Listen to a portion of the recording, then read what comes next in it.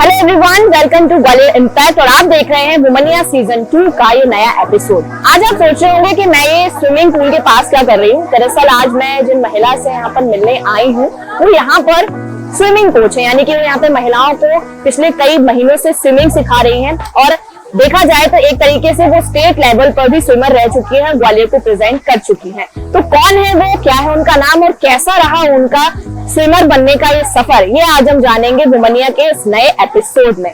तो चलिए मिलते हैं इस स्विमर से और जानते हैं उनकी इस जर्नी के बारे में।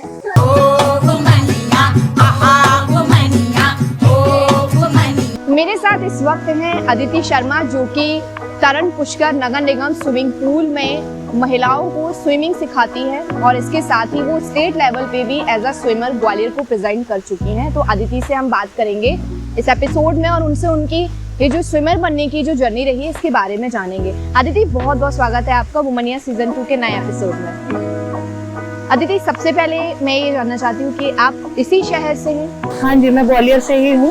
ओके, और तो क्या आपकी क्वालिफिकेशन रही और फिर किस तरह आपने अपने आप को एज अ स्विमर जो है आगे बढ़ाया है?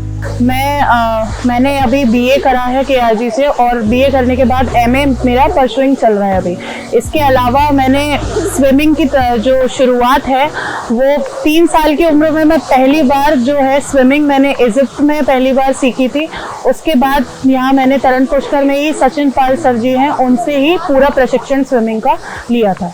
जैसे आपने बताया कि आपने 3 साल की उम्र से शुरुआत की थी, तो जब हम कुछ करते हैं तो किसी से इंस्पायर होकर करते हैं, तो आपने भी किसी से इंस्पायर होकर ये स्विमिंग में इंटरेस्ट दिखाया या फिर खुद पे खुद? नहीं, मैंने एक्चुअली पानी से बहुत ज़्यादा, मेरे को पानी ही पसंद था, पानी में रहना, घंटों रहना, तो उस वजह से शायद मतलब मेरा शुरू से यही था कि उसमें घंटों तक रहना, स्विमिंग करना, जिसकी वजह से मैं फ्री होके करती चली गई। तो ऐसा तो इंस्पिरेशन जब मैंने सीखना शुरू किया, नॉलेज हुई, तब मैंने थोड़ा सा जाना कि हाँ इस गेम्स में भी स्कोप है, क्योंकि हमारे शहर में इस चीज़ में स्कोप बहुत ज़्यादा नहीं है। जी बिल्कुल सही कहा आपने, क्योंकि ग्वालियर में स्विमिंग को लेकर के खास करके महिलाओं में इतना कुछ ज़्यादा अभी हाल फिलहाल एक्टिवनेस नहीं है, बट फिर भी स्टिल महिलाओं को आप अभी यहाँ पे तरण पुष्कर में स्विमिंग सिखा रहे हैं। तो कितना वक्त हो गया है अभी यहाँ पर और कितनी महिलाओं को अभी तक आपने प्रशिक्षित किया है? मैं अप्रैल से इसी सेशन से सिखा रही हूँ। उससे पहले मैं जिवाजी क्लब में सिखाया करती थी जी।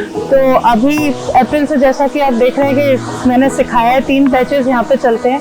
तो उन 3 बैचेस में काफ़ी सारे लेडीज़ को, काफ़ी सारे मैंने स्टूडेंट्स को सिखाया हुआ है। तो जो स्विमर बनने की जो आपकी जर्नी थी 3 साल से शुरू हुई, फिर इसको आप किस लेवल तक लेकर गई, क्योंकि आप स्टेट लेवल पे भी आप स्विमर रह चुके हैं, तो क्या स्टोरी है?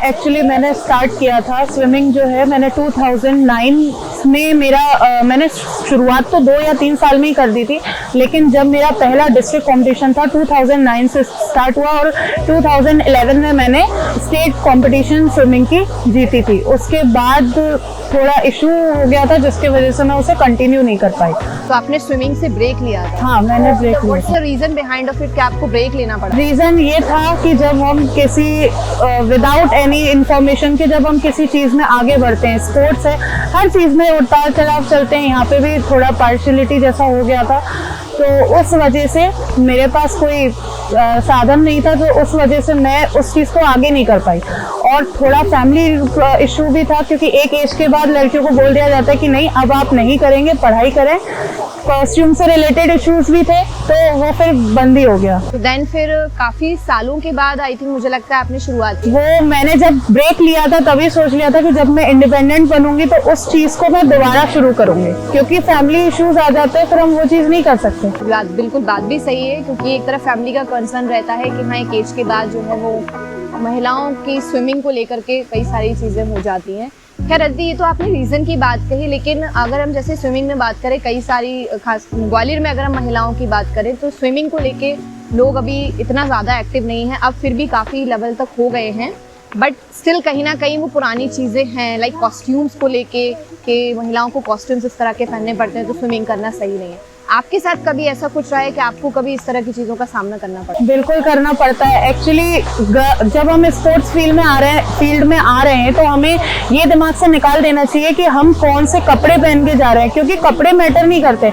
आप स्विमिंग का तो यही रहता है, इवन अगर हम रनिंग भी कर रहे हैं तो अगर आप शॉर्ट्स पहन के रनिंग करोगे तो वो ट्राउजर से ज्यादा बेटर है, क्योंकि उसमें आपके लेग्स फ्री होते हैं और आप और प्रॉपर कर पाते हो। स्विमिंग में जितनी जो स्विमिंग की कॉस्ट्यूम होती है वो जितनी फ्री रहेगी, हैंड्स और लेग जितने फ्री रहेंगे आपके, आप उतना प्रॉपर स्विमिंग कर पाओगे।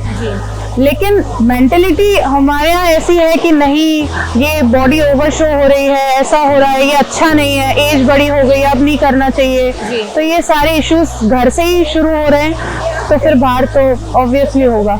जब आपने अपनी फैमिली को ये बोला कि हाँ आपको स्विमिंग में ही जाना है और आप एज अ स्विमर आपको अपना करियर बनाना है, तो फैमिली का उस वक्त क्या रिएक्शन रहा था? फैमिली का रिएक्शन ये था कि आप पढ़ाई करिए, इसमें कुछ स्कोप है नहीं है, क्योंकि आप फिर तैयारी करेंगी, फिर जाएंगी, फिर अगर वही चीज होती है तो उस वजह से वो चीज रोक दी गई थी। दूसरा कि कॉस्ट्यूम भी एक रीजन था कि अब हम, क्योंकि मेरे फादर बाहर जॉब करते थे, तो मदर का ये था कि मैं आपको हर जगह लेके नहीं जा सकते, तो ये एक रीजन था। तो अभी जैसे स्विमिंग में अब आपने वापस से एंट्री की है और अब आप महिलाओं को यहाँ पे स्विमिंग सिखा रहे हैं, किस लेवल तक अब आप जाना चाहते हैं कि अब आप फ्यूचर देखते हैं अपना स्विमिंग? देखिए, जाना तो मैं चाहती हूँ बहुत आगे तक, लेकिन अब मुझे ये लगता है कि मैं अपने सपने और लोगों में भी देख रही हूँ। मैं ये सोचती हूँ कि मैं जा पाई या नहीं जा पाई, पर मैं लोगों को, मैं यहाँ जो लोग सीख रहे हैं, मैं चाहती हूँ कि वो उस चीज में आगे बढ़े, चाहे वो स्विमिंग में हो, चाहे वो किसी भी चीज में हो, क्योंकि लड़कियों के लिए लड़ाई हर फील्ड में उतनी ही कठिन है। तो जब मैं वो चीज देखती हूँ तो मैं अपनी समझ के उसको मैं प्रशिक्षित करती हूँ। मैं चाहती हूँ कि मेरे सिखाए हुए बच्चे कभी आगे जाएं, तो वो मैं चाहती हूँ एज ए टीचर। आपका कुछ ऐसा प्लान नहीं है कि एज ए प्लेयर अब आप अपने आप को? मैं चाहती हूँ अगर मुझे मौका मिलेगा तो मैं बिल्कुल करूंगी, और मैं कोशिश भी करती हूँ कि मैं अपने आप को और फिट एंड फाइन कर पाऊँ, क्योंकि इतने साल का ब्रेक जो है उसको कवर करना, वापस स्पीड में लाना, तो उसको मैं दोबारा से कोशिश कर रही हूँ कि मैं कर पाऊँ। मैंने सुना है कि आप स्कूल में पढ़ाते हैं, आप टीचर भी हैं। हाँ जी। तो और आप यहाँ पे महिलाओं को स्विमिंग भी सिखाते हैं, तो ये टाइम बैलेंस किस तरह चलता है? ये सब टाइम बैलेंस करना पड़ता है, क्योंकि ये मेरा पैशन है।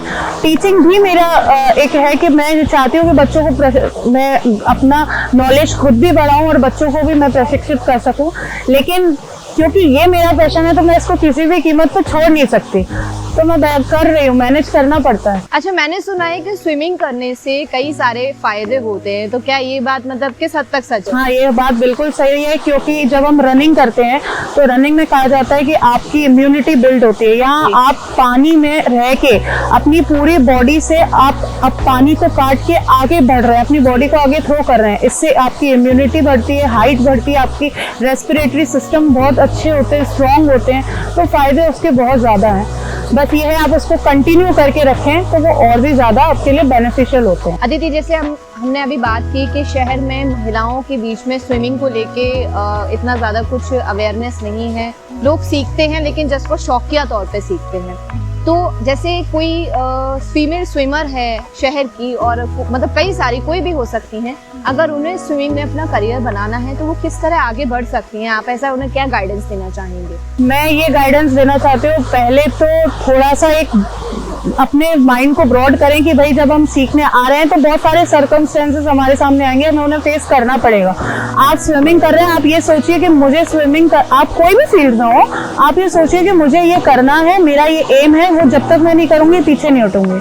तो आप उस चीज को फॉलो करिए और कॉस्ट्यूम वगैरह ये सब छोड़ दीजिए, क्योंकि जैसे अगर हम स्टडी करते हैं तो वो मांगती है कि भाई 8 आवर्स हमें पढ़ना है, ऐसे ही स्विमिंग या कोई भी गेम आपके कपड़ों पे ही डिपेंड करता है। कपड़ों पे इसलिए डिपेंड करता है क्योंकि आपकी बॉडी जो फिजिक है वो उसी पे वर्क करता है, तो उसके अकॉर्डिंग अगर आप करेंगे तो आगे बढ़ेंगे। बाकी लड़कियां आजकल लड़कों से कम नहीं है, रनिंग में लीजिए, किसी में भी लीजिए, लड़कियां आगे हैं, तो फिर स्विमिंग में पीछे क्यों रहे?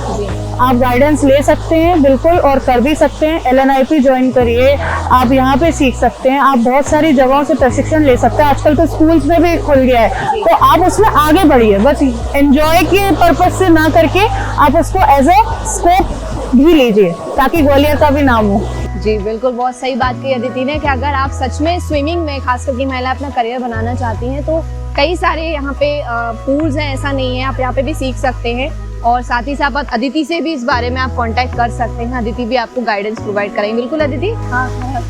तो thank you so much Aditi, हमें अपना वक्त देने के लिए और आपने जो अपनी जर्नी हमारे साथ में शेयर की उसके लिए। And we wish you all the very best for your future. तो मेरे साथ ही अदिति, जो कि नगर निगम तरण पुष्कर स्विमिंग पूल में महिलाओं को स्विमिंग सिखाती है, एक स्विमिंग कोच है। इस एपिसोड में हमने उनकी जर्नी को जाना। मिलते हैं वुमनिया सीजन 2 के इस अगले एपिसोड में और जानेंगे किसी और महिला की एम्पावरिंग जर्नी के बारे में। तब तक जुड़े रहिए हमारे चैनल के साथ, देखते रहिए वुमनिया सीजन 2। कैमरामैन समर के साथ मैं हूं मिताली। नमस्कार।